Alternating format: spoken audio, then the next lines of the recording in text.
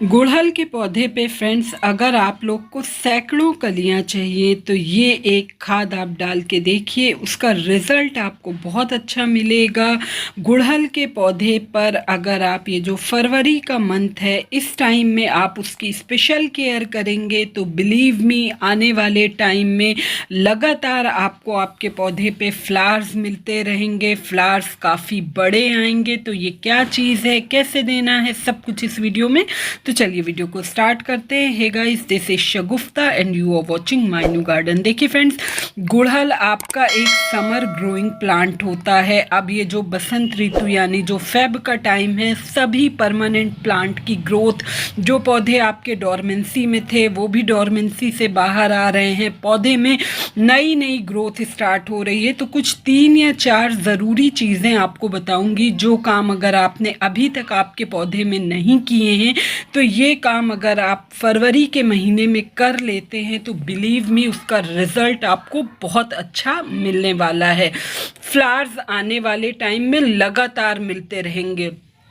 सबसे पहला काम एक जो आपको करना है वो ये है कि गुड़हल के पौधे की कटिंग बहुत ज़्यादा ज़रूरी होती है। बहुत सारे लोगों के क्वेश्चंस होते हैं कि पौधा तो ग्रोथ कर रहा है लेकिन सब खाद डाल दिया, सब कुछ कर दिया, पौधे की लीफी ग्रोथ तो हो रही है लेकिन उस पर फ्लावर्स नहीं आ रहे हैं।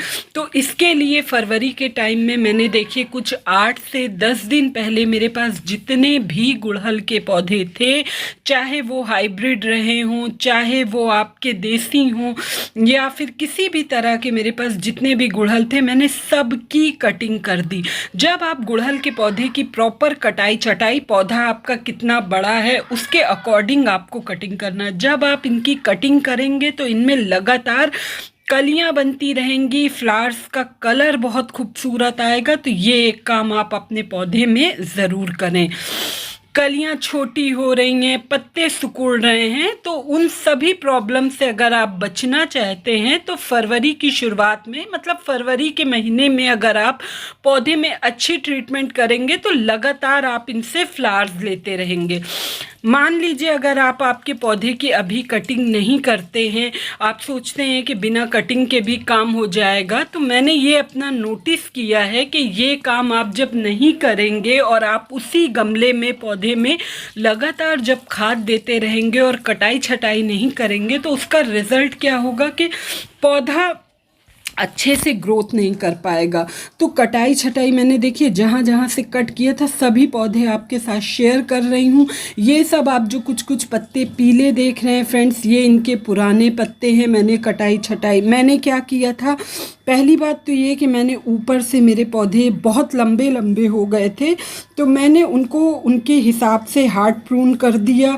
दूसरा, गुड़हल का पौधा जब ऊपर से ग्रोथ करता है तो साथ के साथ वो अपनी जड़ों को भी फैलाता रहता है। तो एक टाइम के बाद क्या कंडीशन आती है कि पौधा नीचे से पूरा रूट बाउंड हो जाता है, और अगर आप उनकी रूट्स की ट्रिमिंग नहीं करेंगे तो फिर ना तो आपके पौधे की ग्रोथ उतनी अच्छी होगी और ना ही आपको उनसे कलियां मिलेंगी, ना ही फूल खिलेगा।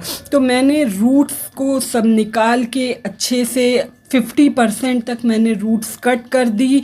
जिनका गमला छोटा था उनको बड़े गमलों में शिफ्ट किया। तो ये 2 काम आप ज़रूर करें, कटाई छटाई और उनकी रूट की ट्रिमिंग। जब आप रूट की ट्रिमिंग करने के बाद पौधा लगा रहे हैं तो ये मुझे 10 से 12 दिन हो रहा है ये काम किए हुए, पौधे पे सारी जड़ों को कट किए और ऊपर से प्लांट की कटाई छटाई किए हुए। तो जब आप उनकी रूट्स वगैरह कट करें तो फिर उसके बाद आप जब 8 से 10 दिन बाद गुड़ाई करें तो बहुत लाइट हैंड से सिर्फ ऊपर ऊपर सॉफ्ट सॉफ्ट सी आपको गुड़ाई करना है, बहुत डीप गुड़ाई नहीं करना है, क्योंकि अभी आपने उनकी रूट्स इतनी कट किया है पौधे में, अब धीरे धीरे वो रूट्स फैल रही हैं। तो अगर बहुत डीप गुड़ाई कर देंगे तो वो रूट्स के कटने का डर रहेगा। अब ये जो टाइम है ना फ्रेंड्स, इस टाइम में आप देखेंगे कि जो खाद आज आपके साथ शेयर करूँगी ये खाद आप डालेंगे। अभी आपको दिख रहा है ना कि पौधे में छोटे छोटे से जगह जगह से फुटाव हो रहे हैं। तो आप ये ध्यान रखिए कि गुड़हल की जब आप मिट्टी बना रहे हैं तो बहुत वेल ड्रेन सॉइल बनाइएगा।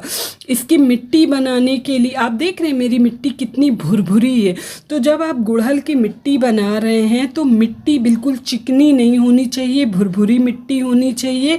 उसके लिए आप 40% तक गार्डन की सॉइल, और अगर आपकी मिट्टी चिकनी है तो 40% तक आप रिवर सैंड यानी जिसे बालू बोलते हैं वो, 20 to 30% आप कोई भी अच्छा कंपोस्ट मिला के लगाएं तो बहुत अच्छे से आपके पौधे की ग्रोथ होगी। वहीं फ्रेंड्स जब आप चिकनी मिट्टी का यूज़ करते हैं तो उसमें कितनी ही खाद दे लीजिए लेकिन वो जड़ें अच्छे से फैलने नहीं पाती हैं।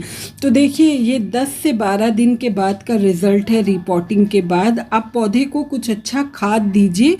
ये जो आप देख रहे हैं ये है फ्री ऑफ कॉस्ट आपके किचन में मौजूद अनियन पील्स। ये प्याज के छिलके हैं फ्रेंड्स, सिर्फ छिलकों का यूज़ करना है। इनको अच्छे से मैंने धूप में सुखा लिया, सुखाने के बाद इनका पाउडर बना लिया।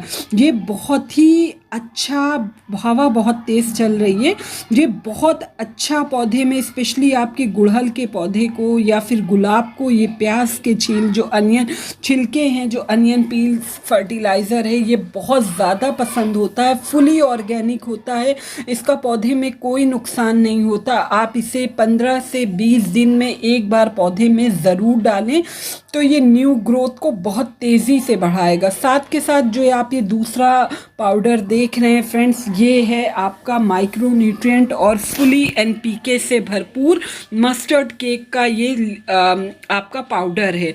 तो ये पाउडर जब आप आपके पौधे में डालेंगे तो जो ग्रोथ होगी वो काफ़ी फास्ट होगी। वैसे देखिए अगर आप कुछ ज़्यादा खाद नहीं देते हैं तब भी गुड़हल का पौधा अपने सीज़न आने पे फ्लावरिंग करेगा, लेकिन उसमें दिक्कत क्या होगी कि प्लांट की ग्रोथ स्लो होगी और फ्लावर्स जो आएंगे वो इक्का दुक्का आएंगे। लेकिन अगर आप ये सारी खाद अपने पौधे में देते हैं तो जो कटाई छटाई के बाद का टाइम है उसमें आपके पौधे में बहुत तेज़ लीफी ग्रोथ आएगी, पौधा अपनी ग्रोथ फास्ट करेगा। आपका जो मस्टर्ड केक होता है ये एनपीके इसमें बहुत अच्छी क्वांटिटी में पाया जाता है। दूसरा बहुत सारे माइक्रो न्यूट्रिएंट होते हैं जो कि पौधों की ग्रोथ को बहुत तेज़ी से डेवलप करते हैं। तो ये दो खाद आप ज़रूर यूज़ करें। मस्टर्ड केक का जो है लिक्विड वो डिस्क्रिप्शन में दे दूंगी, आप चाहें तो इसे फ्लिपकार्ट वगैरह से ईज़िली परचेज़ कर सकते हैं। इसके बाद एक जो तीसरी खाद है ये भी बहुत इम्पॉर्टेंट है, ये है आपका काउडंग कंपोस्ट टी। गोबर की खाद को अच्छे से 3 से 4 दिन के लिए आप भिगो के रख दीजिए। जब ये अच्छे से भीग जाए, इनका न्यूट्रिएंट पानी में आ जाए, तो 1 कप तक आप ये वाला खाद वाला पानी लेंगे। इसमें 5 से 6 गुना आप सादा पानी मिलाएंगे और ये आपका फुली नाइट्रोजन युक्त खाद हो गई। क्योंकि इस टाइम हमें पौधे को ऐसी ही खाद देना है जो कि उनकी लीफी ग्रोथ को फास्ट करे। हमें इस टाइम में पौधे में पोटेशियम वगैरह का यूज़ नहीं करना है। पौधे से फ्लावर या कलियां भी नहीं लेना। जब इनमें लीफी ग्रोथ अच्छे से होगी तो पौधे में ऑटोमेटिक कलियां आना स्टार्ट होंगी। थोड़ा सा पौधा इस्टेब्लिश हो जाए उसके बाद फिर आप पोटैश वगैरह या फिर बनाना पील्स देंगे तो बहुत अच्छा रिजल्ट मिलेगा। बस इस तरह से ये खाद आप 15 दिन में एक बार ये तीनों खाद को रिपीट कर सकते हैं। उसके अलावा जब नई ग्रोथ आती है फ्रेंड्स तो धूप की तेज़ी के वजह से वो सूख जाती है, तो दिन में एक आध बार आप इस तरह से, ये सादा पानी है, इससे शाम के टाइम करीब 4 और बजे जब धूप चली जाए तो एक बार आप 4 बजे तक एक बार स्प्रे कर दीजिए। उससे क्या होगा कि इन ब्रांचेस में एक मॉइस्चर मेंटेन रहेगा और जब ब्रांचेस में मॉइस्चर मेंटेन रहता है तो न्यू ग्रोथ सूखने नहीं पाती है और जो ग्रोथ आ रही वो तेज़ी से बढ़ेगी। तो बस एक छोटी सी इन्फॉर्मेशन थी। होप ये इन्फॉर्मेशन आप लोग को अच्छी लगी होगी। अच्छी लगी फ्रेंड्स तो प्लीज़ चैनल को सब्सक्राइब करिएगा, वीडियो को लाइक एंड शेयर। मिलती हूँ नेक्स्ट वीडियो में नेक्स्ट टॉपिक के साथ। Okay friends, bye bye.